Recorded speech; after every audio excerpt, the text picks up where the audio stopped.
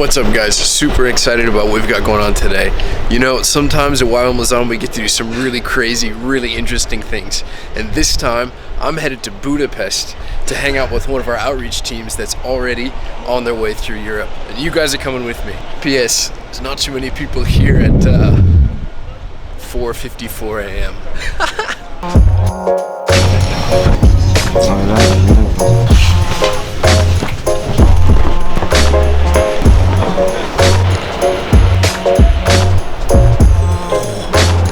In you go.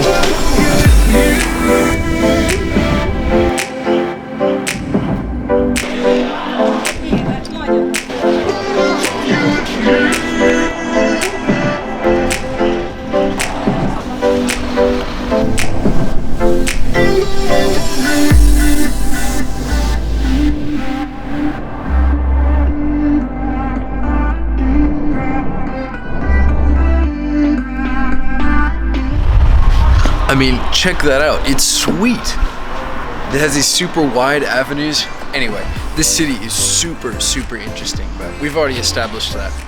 Let's be honest. Right now, it's still early in the morning. We need some coffee.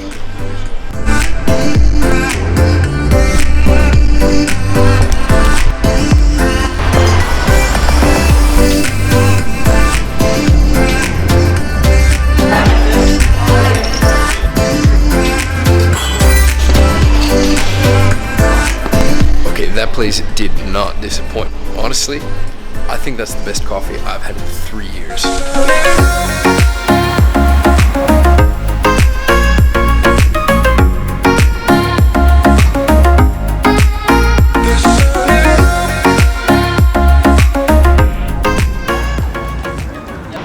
It's the next day, as you can tell by my drastic change of clothes. But we're getting close to when the team's gonna arrive, and I know so far this video has kind of been a lot about travel and coffee and that kind of thing, but we're getting to the point of why we came all the way out here and why we're making this video today. You see, we sent this team across Europe. They went across Germany and through Austria already, going and preaching the gospel. Like I said, preaching the gospel, helping teach in churches, and really reaching out to those in need. And sometimes I think it's easy for us to think as modern young people that why would we ever send missionaries to Europe? Isn't that just a waste of money? But in reality, we know that Europe has really aided the Christian world. This is the birthplace of the Reformation. Sorry about all the cars. The birthplace of the Reformation. The Reformation was the single largest societal changing event, maybe in history, since the birth of Jesus. See, the Reformation changed everything. This year is 501 years since Martin Luther nailed his 95 Theses on the doors of the cathedral in Wittenberg. Europe has restructured itself around the gospel. In reality, we see in many of these European countries restructured even their governments to be God-fearing and people-honoring. This is something that clearly came from the Bible, and we see it if we read back through history.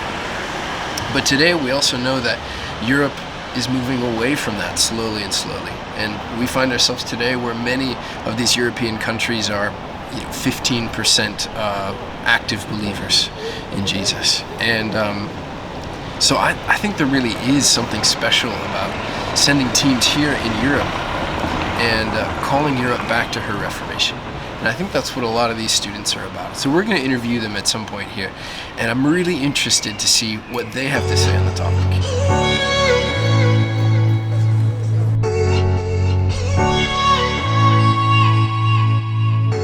So the plan is to try to get up there.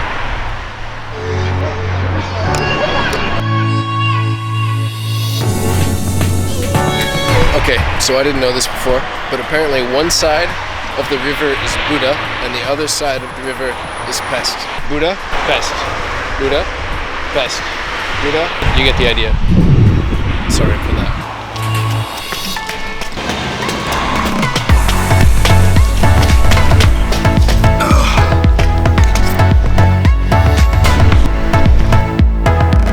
Not going down there. feel like an idiot.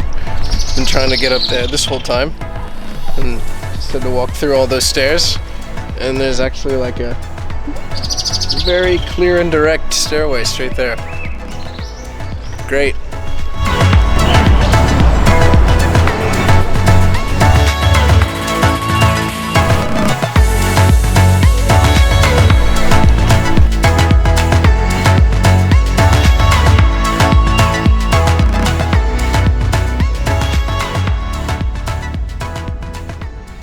Big news, the team has finally arrived.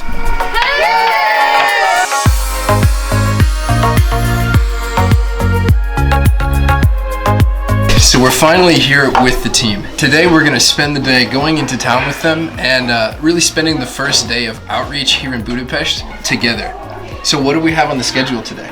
Super exciting. In the beginning, we get to know the city a bit. We get to intercede and really pray. And then we're going to check out one of our YWAM ministries here locally. It's a cafe. And we're going to help practically with some cleaning. So that is obviously not everything what we're going to do. And we really have on our heart to reach the outcast. So we will be serving a lot the homeless people here in Budapest. And also doing sandwich runs, working with refugees, and of course doing a lot of amazing street evangelism. Well, a lot of times people think that missions is going to Africa and helping the little children in the streets. And yes, that can be. But the people in the cities, the people in Europe, they need Jesus as much as the people in the bush in Africa needs them. And I think also doing ministry, doing missions in a Western country or in Europe is really also training you to go back home if you are from a Western background, that you can take that what you've learned and how you minister to the people here, you can actually take it home and continue.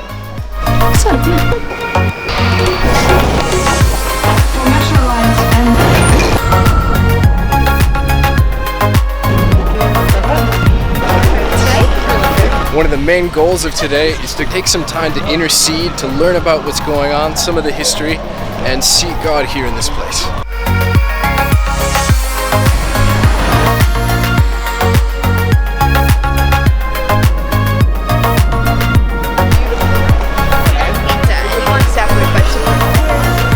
So, what it's like to do an outreach in Europe, it's amazing because you're able to learn how it is to be a Christian and live as a missionary in normal everyday life. In Germany, we did a night of our ministry where we went to a series of pubs, and we basically just got to share with normal everyday people about who Jesus is, and we shared parts of our testimonies, our stories, and really got people, whether they had background in Christianity or they're atheists or whatever, just got them really curious as to who Jesus is, and hopefully just bringing them one step closer.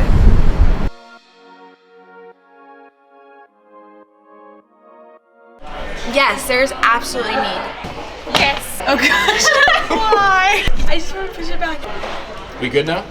One of our main themes was to just bring joy into the countries that we've been through, Germany, Austria, and now Hungary. And I think we've really been able to see that, especially after the churches that we go into, that when we go in, people kind of have a cold heart and they're not really open and just warm towards the gospel, but when they leave, they just have this like newfound hope and restored joy in their life. Emma's from Europe. I bet she didn't expect to be going outreach on Europe. I definitely didn't expect to go on outreach in Europe because I thought like I had that stereotypic like view on outreach to go into some kind of like a country in Africa or Asia or something and minister, but it's been so cool and it's been really eye-opening to see how much Europe needs Jesus as well, and how many people that are so distant from him. Even though the culture is built on Christianity, there's so many people that are so far away from God, and it's been really cool to be able to minister to these people and really bring joy and bring the truth to these people.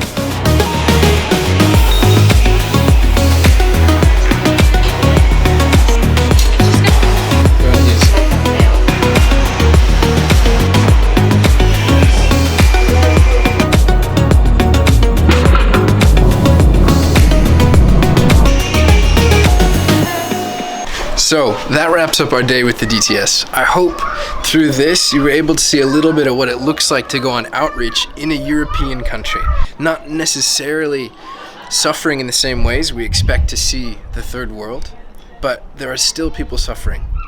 And this team and myself, we're really excited about the work that we get to do here in Europe, alleviating some of that pain of the brokenness of the world that God has really called us as individuals that follow Jesus to do. So there's still one more surprise.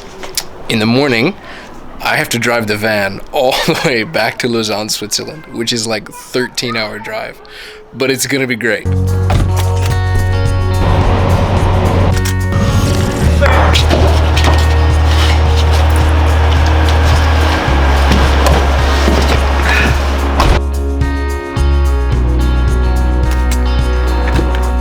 I get weird when I get stuck in traffic. Oh, I love traffic. Impressions of Vienna. Mediocre coffee. It's a lot like every other European city, but it's good. Oh, gotta go.